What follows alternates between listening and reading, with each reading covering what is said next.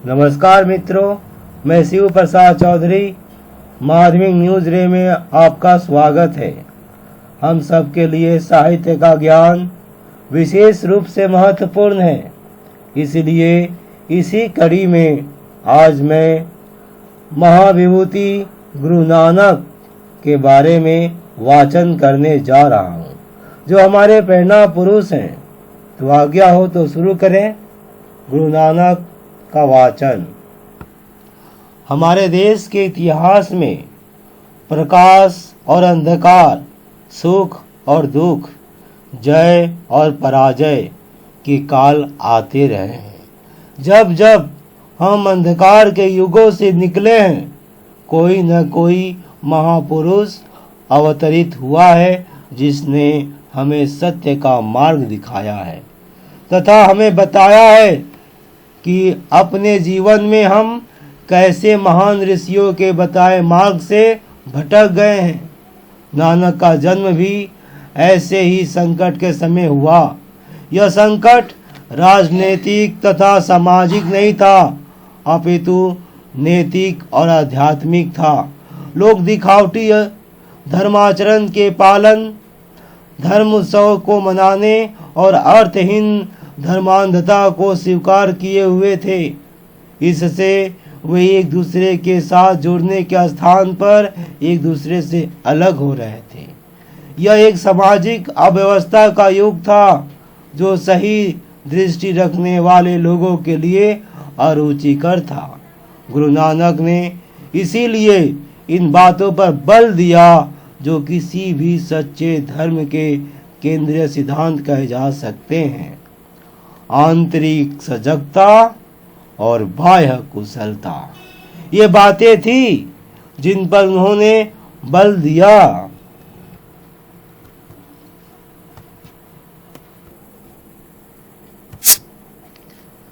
नानक ने ओमकार पर बल दिया, इसी में उनका विश्वास था। पर यह ओमकार क्या था? यदि आप जानना चाहें कि ओमकार का क्या अर्थ है, तो यह 3 अक्षर अर्थात आ, उ और म का संयुक्त रूप है। अ का अर्थ है जागृत अवस्था, उ का अर्थ है स्वप्न अवस्था और म का अर्थ है सुषुप्ति अवस्था। ये तीनों अवस्थाएं मिलकर प्रणव या ओमकार में एकाकार हो जाती हैं। ओमकार हमें सत्य से साक्षात कराता है। इसमें मानव चेतना की जागृति, स्वप्न और सुषुप्ति अवस्थाएं समाहित हैं। मानव चेतना की अन्य कोई अवस्था नहीं है, अतः ये सभी मिलकर एक ही सत्य में समाहित है। गुरु नानक धार्मिक हर धर्मिता के विवाद में नहीं पड़ते, क्योंकि ओमकार को अदृश्य, गुणातीत और भावातीत कहा गया है। शिवम शांतम अद्वैतम, यह एक मूल सत्य है। सत्य ही सर्वोपरि है। सत्य नाम ईश्वर ही सत्य है और सत्य से ऊपर कुछ भी नहीं है। नानक ने यह भी कहा कि यदि कोई यह जानना चाहता है कि यह सत्य क्या है, तो उसके लिए यह अनिवार्य है कि वह अपने हृदय के गुप्त में प्रवेश करे। परमात्मा ऊपर आसमान में नहीं है, न वह तारों में है, न वह यहाँ समुद्र में है। वह तो मानव के अंतःकरण में है। वह मनुष्य है जो सच्चे अर्थों में धार्मिक है, जिसे परमात्मा का नशा है, जो परमात्मा को अपने में मानता है और जिसने अपने अस्तित्व का अर्थ समझा है। हमारे देश में ऐसे ही लोगों को धार्मिक कहा गया है, न कि ऐसे लोगों को जो पाप करते हैं या मंदिरों में जाते हैं। हो सकता है कि ऐसे लोग ईश्वर प्राप्ति के मार्ग में हों, पर जिसने ईश्वर को पाया है वह ऐसा व्यक्ति होगा जिसने ईश्वर को अपने अंतःकरण में देखा है। प्रत्येक व्यक्ति के हृदय में एक ऐसा गुप्त स्थान है जहाँ ईश्वर है। जहाँ उसे छुआ जा सकता है और अनुभव किया जा सकता है। यही हमारा कर्तव्य है। प्रार्थनाएं, ध्यान और आध्यात्मिक क्रियाएं, ये सभी उपाय हैं जिनसे हम यह ज्ञात कर सकते हैं कि हमारे अंदर वह कहाँ है। सभी सच्चे धर्मों का यही उद्देश्य है। इसका अभिप्राय यह नहीं है कि हम मठ या विहारों की शरण लें या पर्वत शिखरों पर चले जाएं, शरीर को कष्ट दें या मानसिक यातना भोगें और संसार को छोड़ दें। जो लोग ऐसा करते हैं वे वास्तव में धार्मिक नहीं हैं। जो मनुष्य अपने कर्तव्य की अवहेलना करते हैं और केवल कृष्ण कृष्ण कहते हैं, ईश्वर के शत्रु हैं। वे अज्ञानी पुरुष हैं जिन्हें यह नहीं मालूम कि सत्य क्या है। मानवता के लिए ईश्वर स्वयं इस संसार में अवतरित हुआ है। यदि उसने ऐसा किया है तो क्या अपने दैनिक आचरण और राष्ट्र जीवन में अपनी गहन निष्ठा को व्यक्त करना हमारा कर्तव्य नहीं है? अब समय आ गया है जब हमें गुरु नानक की इस वाणी को स्वीकार करना होगा कि नाम में कोई अंतर नहीं है और विभिन्न मार्गों से भी कोई फर्क नहीं पड़ता। जिस व्यक्ति ने ईश्वर को देखा है वही सचमुच धार्मिक है, न कि वे लोग जो बातें तो ईश्वर की करते हैं पर जीवन नास्तिकता का जीते हैं। जो व्यक्ति वास्तव में धार्मिक है वह ऐसा कार्य कभी नहीं करेगा जो उसकी आत्मा के प्रतिकूल है या जो किसी भी आशय में अपवित्र है। गुरु नानक ने हमें सतनाम के बारे में बताया। जीवन में सदाचार या सात्विक जीवन व्यतीत करना यह सर्वोच्च परीक्षा है। सतनाम बड़ा है पर उससे भी बड़ा प्रेम का व्यवहार है, दया की भावना है। यही उन्होंने हमें बताया है। हम बातें बड़ी बड़ी करते हैं और उन पर आचरण बहुत कम।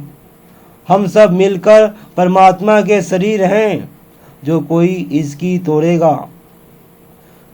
इसको तोड़ेगा या टुकड़े टुकड़े करेगा वह ईश्वर का शत्रु है।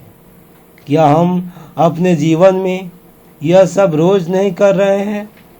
क्या हम रोज मानव को अलग थलग नहीं कर रहे हैं? क्या हम इस मानव शरीर के टुकड़े टुकड़े नहीं कर रहे हैं और इस प्रकार स्वयं ईश्वर को सूली पर नहीं लटका रहे हैं? प्रतिदिन हम यही कर रहे हैं। इसलिए हमें न केवल गुरु नानक के सतनाम और सदाचार के महान उपदेशों को याद रखना चाहिए, अपितु हमें अपने जीवन के प्रत्येक क्षण अपने से पूछना चाहिए कि क्या हम जिन महान उपदेशों को देते हैं उनका अपने जीवन में पालन भी करते हैं।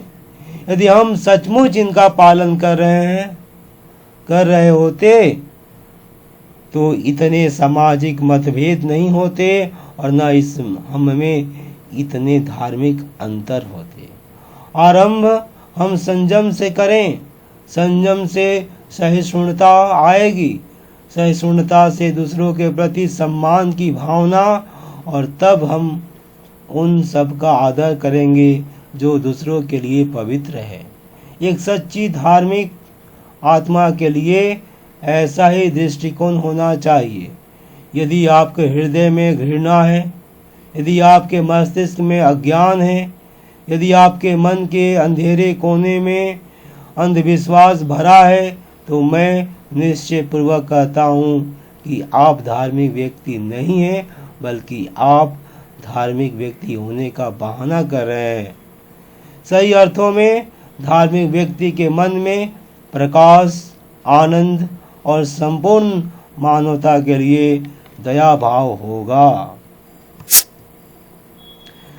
ऐसे समय में जब हम में से अधिकांश व्यक्ति संसार के माया मोह में फंसे हुए हैं और जीवन नीरस और यंत्रवत होता जा रहा है, जब हम बुद्धिवादी और धर्मनिरपेक्ष होते जा रहे हैं, तो ऐसे समय यह याद रखना अच्छा हो रहेगा कि हमारे अस्तित्व का दूसरा आयाम भी है, और यदि हम उसे पूरा नहीं कर सके तो हमारा जीवन अपूर्ण रहेगा। नानक जैसे महापुरुषों के वचन हमारे लिए प्रेरणा और प्रताड़ना देने वाले हैं। प्रेरणा इसीलिए कि उनकी वाणी से हम यह अनुभव करते हैं कि हमारे अस्तित्व का एक और पक्ष है, आध्यात्मिक, जिसकी हम सामान्यतः अवहेलना कर देते हैं। इसलिए हम में से अधिकांश व्यक्ति इस संसार में अशांत है, छोटी छोटी बातों के लिए लड़ते हैं और यह भूल जाते हैं कि हम सभी में एक प्रकाश का भी प्रकाश है, ज्योति समम ज्योतिः, यह प्रत्येक मानव में है। हम इसकी अवहेलना करते हैं। हमारी इस अवहेलना के कारण हम अपने अंतःकरण से विमुख हो जाते हैं। हम सतही जीवन जीते हैं और हम अपने जीवन के अंतर में नहीं झांकते। हम में से अधिकांश व्यक्ति वह जीवन जीते हैं। ऐसे समय में जब हम संसार की वास्तविकताओं को भूल रहे थे, गुरु नानक ने हमारा ध्यान इस तथ्य की ओर दिलाया कि कोई वस्तु है जो पवित्र है, जो अपरिवर्तनशील है, कालातीत है, जो सभी कालों में विद्यमान है। उन्होंने हमें उस मूल चट्टान को बताया जिससे तराश कर हमें बनाया गया है, उस मूल स्रोत से अवगत कराया जो हमारे अस्तित्व का हेतु है।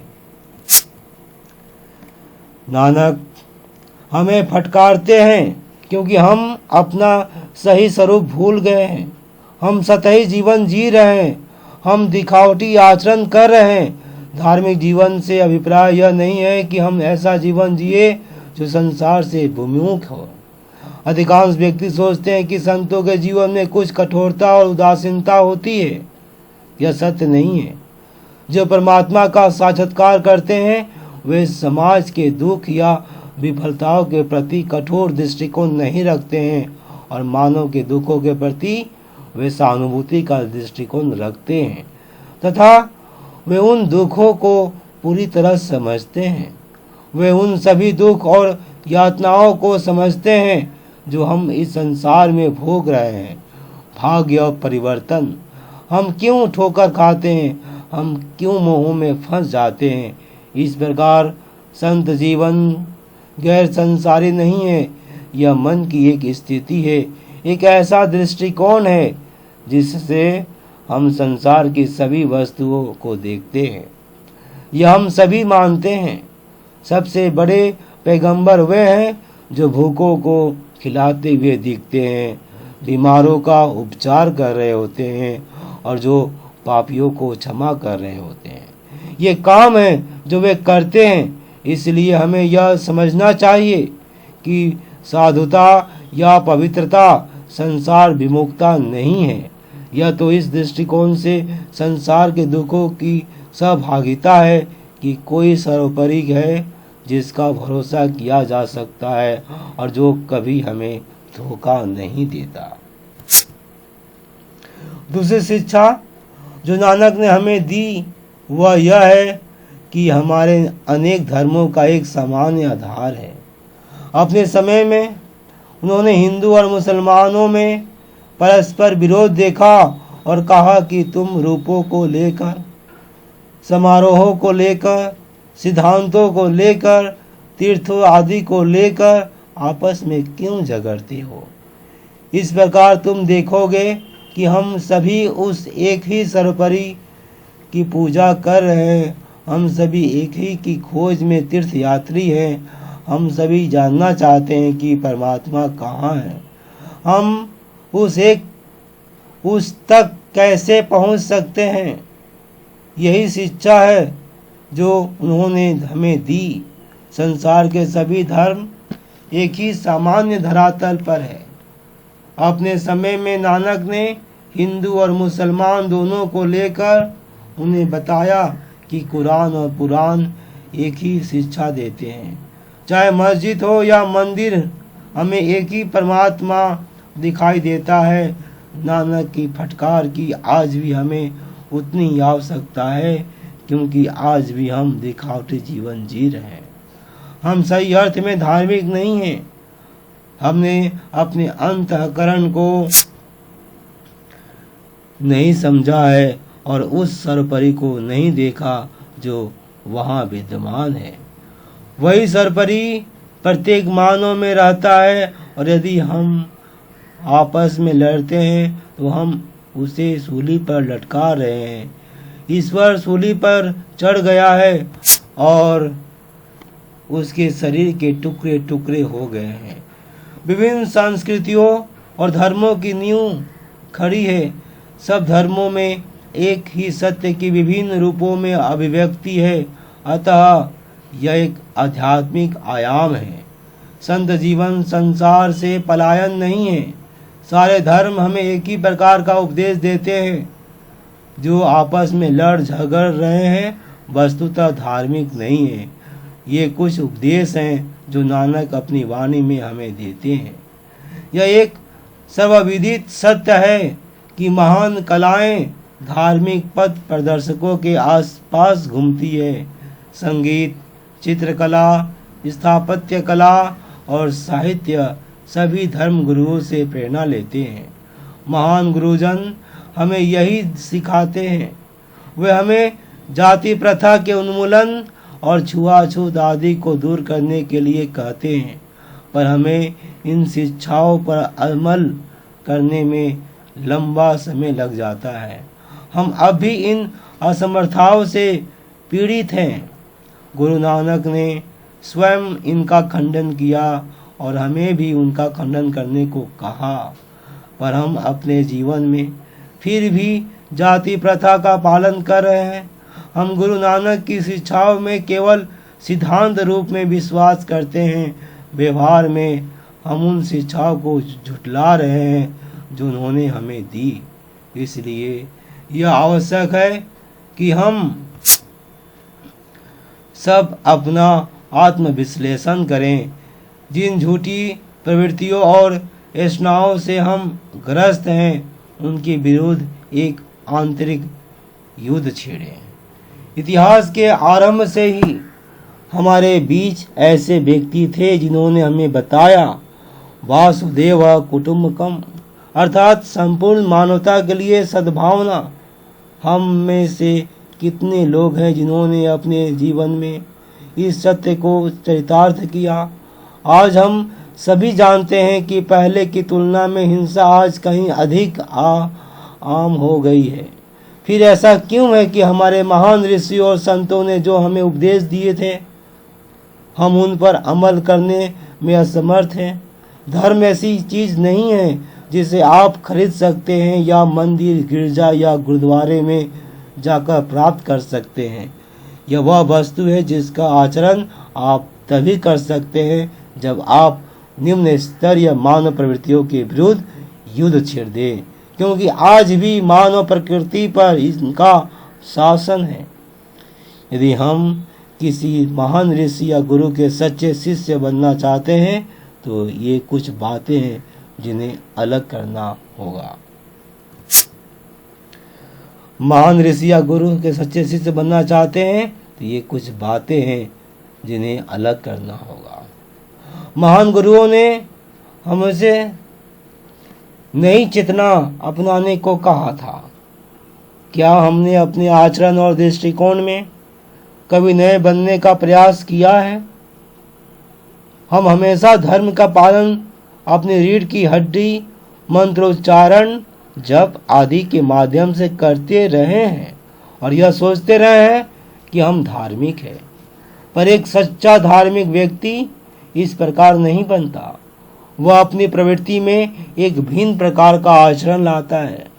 यह वह नई वस्तु है जो गुरु नानक देव की महानता में निहित है और यही वह बात है जो उनके उपदेशों को अपनाते समय हमें ध्यान में रखनी चाहिए। जात पात अस्पृश्यता, धार्मिक मतभेद, हिंदू मुस्लिम सिख ईसाई आदि, इन सभी भेदों से उन्होंने दूर रहने का उपदेश दिया और उन्होंने यह याद रखने को कहा कि हम सभी उसी एक परमात्मा के परिवार के सदस्य हैं। पूरा हुआ वाचन। बहुत बहुत धन्यवाद। आप सभी के जीवन में सुख शांति और स्वास्थ्य बना रहे। इसी के साथ मुझे इजाज़त दीजिए।